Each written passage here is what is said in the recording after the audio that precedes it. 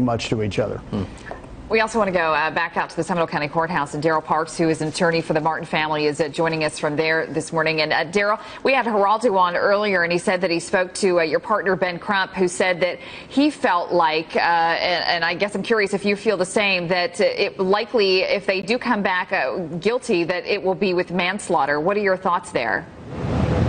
Well, obviously, that's a real possibility. I think as you look at that jury and how they respond as they came in, you could clearly see that some were receptive to some things and some weren't as receptive. So that normally means that people have to work through it and probably have to compromise to some degree, and which is very likely in this case. Hey, Daryl, what's your thoughts on how the state presented this case? Did they do a good job knowing what you know about the family and the situation? I think they did an incredible job. And even probably most importantly, the most important thing they did, you know, often in this case, the defense tried to give you small pieces of the evidence that was very advantageous to them. For example, in this case, they tried to make this case about the scream. Well, this case was far bigger than the scream. What the state did in their closing was bring all of the evidence together in this case and really presented it in a way that gave it its best punch. And that's why I really believe that they will be successful in getting a conviction in this case. We want to include Geraldo Rivera in the conversation. Daryl, you heard, Geraldo rather, you heard Daryl just describe there that he felt that the defense tried to make this case too much about those screams for help. What are your thoughts there? Well, I think that what Daryl said that really rang true to me was the state was far more impassioned in their presentation, Amy, than the defense was. I thought Mark O'Mara was very skillful, as was Don West, during the presentation of their case in chief. However, in terms of the opening argument, I thought that West really was so dispassionate and so disconnected that it was really very ineffective. And in terms of the closing argument, I wish, in terms of justice for this defendant, that the defense, Mark O'Mara, had stressed that self-defense aspect of it over and over and over again. I saw one sign in the demonstrators, George was hit, so you must acquit. You needed something like that, I think, in terms of the defense to sum it all up in a pithy way that was as impactful as John Guy's presentation was in the state's rebuttal. When the state rebutted, I think they pulled even. Now, unfortunately, from the family's point of view, even doesn't cut it in a criminal case. You need a conviction beyond a reasonable doubt. You don't need a 51-49. You need a 99-1 beyond a reasonable doubt.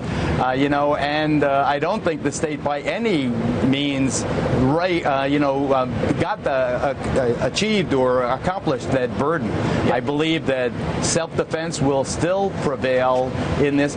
Somebody, Diane, earlier, when I was on with you all earlier, mentioned this whistleblower, and I heard Amy, you and John talking about the whistleblower. I think this is a very big deal as it is emerging. The fact that Angela Corey, the politically appointed special prosecutor, allegedly suppressed evidence that was beneficial to the defendant in this case, and then on July 11th, the letter dated July 11th, yesterday, fires the guy, the whistleblower who snitched out the special prosecutor's office for suppressing evidence, Trayvon's hand on a gun, a pile of jewelry on the bed, a portrait of him far less attractive and innocent than the one the state successfully inculcated in our minds. I think this is a big deal, and I think even if on the long shot that Zimmerman is convicted, this could be grounds for reversible error.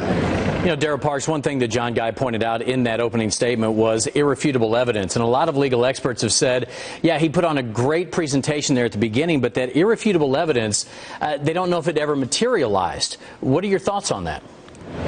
Well, I think there are people who refuse to, number one, think about the mindset of George Zimmerman as he got out of that car, and the things that he said. He was concerned about. That's not irrefutable, though. You don't know that in court. So that would not be irrefutable, finish. Right? Okay, go ahead, Daryl. Let me finish. There's tons. Let me tell you about all the evidence, because That's part of it, right? And you got to start there. I think people who don't want to believe Trayvon's side of this case never want to start there, because you have to start there with the mindset of him as he got out of that car.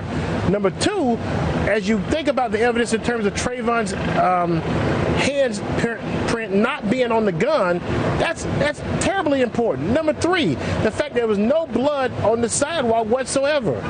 That becomes very important.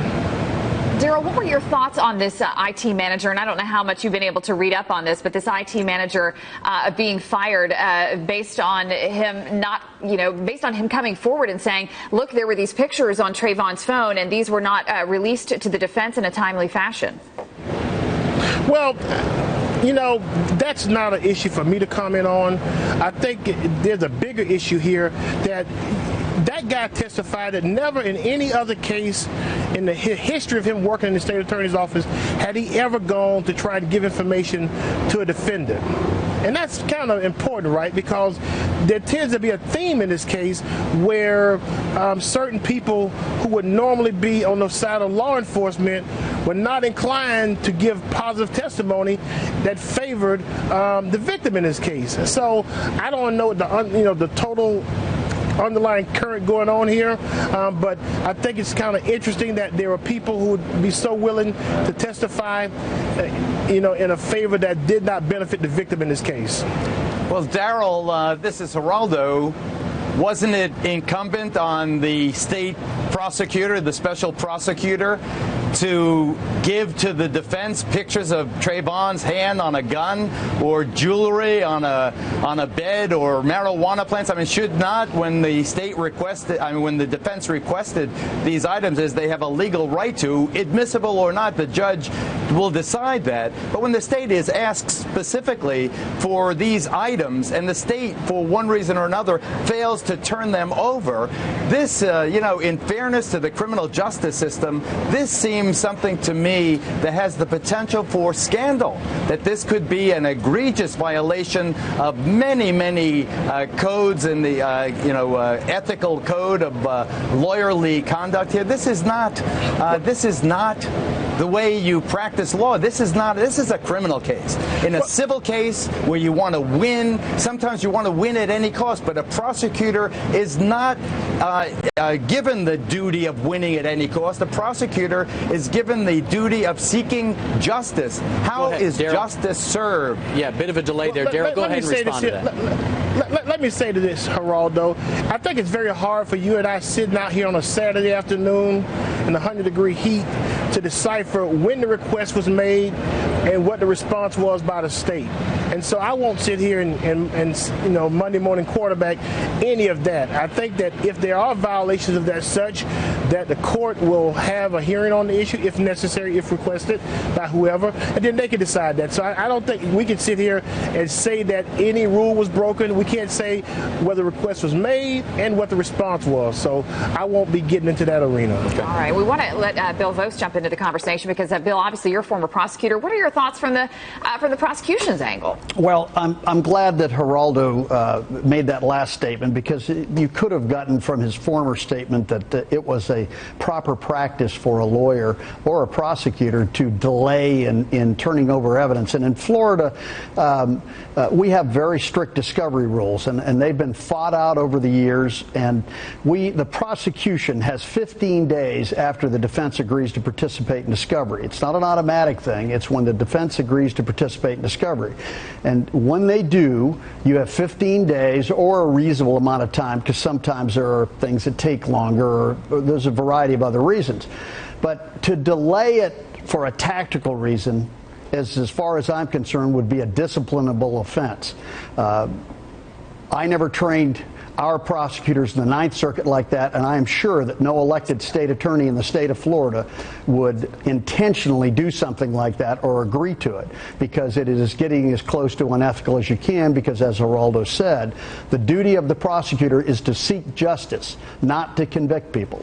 Let's go back out to Daryl Parks one more time before we let him go. I know he's got a lot going on today. Daryl, how's Trayvon's family holding up in this very tense time here?